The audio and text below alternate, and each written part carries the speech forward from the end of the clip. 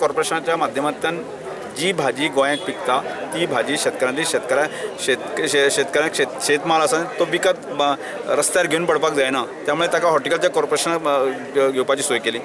दुसरें संपूर्ण प्रकारचे मेकॅनायजेशन जे आसा न्ही जे ऑन सबसिडायज रेटीक दिल्ले आसा. त्याच बरोबर अनेक योजना आसा त्यो सबसिडीचेर दिल्ले आसा की 80-90% सुद्दां सबसिडी दिल्ली आसा. त्याचबरोबर व्हॅल्यू एडिशना संदर्भात सुद्दां आसा की सरकारान भरपूर स्ट्रेस केला. म्हणून आज लोक शेती कडेन मातशे थोडेशे वळपाक शेतकार पारंपारीक पद्दतीन शेती करतालो.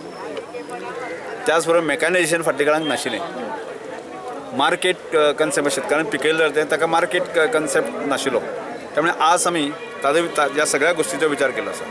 एक गोष्टी विचार केल्लो आसा की प्रोडक्शनाक आमी भर दिल्लो आसा, मेकॅनायजेशनाक आमी स्ट्रेस केल्लो आसा, मार्केटिंगाक स्ट्रेस केल्लो आसा. त्याच बरोबर की आज व्हॅल्यू एडिशनाक सुद्दां जो आसा की आमी स्ट्रेस केल्लो आसा. त्यामुळे की मदेंचो कालखंड आसा शेती लोकांक परवडना अशें दिसतालें की लोक अनकम्फर्टेबल आशिल्ले आणि त्यामुळेच लोकांनी शेती जवळ ताणें सोडलेल्यांक जमसली. आणि आज ह्या सगळ्या कन्सेप्टांतल्यान की प्रोडक्शन, मार्केटिंग, व्हॅल्यू एडिशन ह्या सगळ्यांतल्यान शेतीक परवडपाक शकता असो एक विश्वास लोकां मदीं आयिल्लो आसा.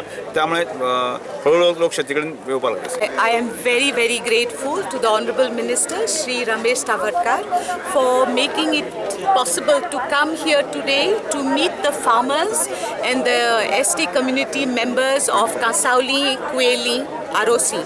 And I'm very happy with the response, and I am amazed at the number of schemes that are available.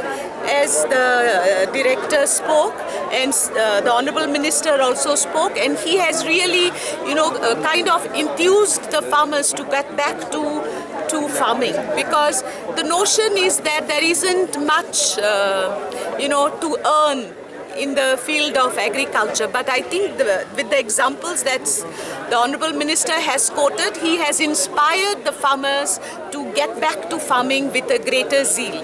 I'm very grateful also to the Honorable Minister because he has made known the schemes that are available as far as education is concerned to the members of the ST community, and I am going to take personal interest to see that the youth of my constituency avail of these schemes.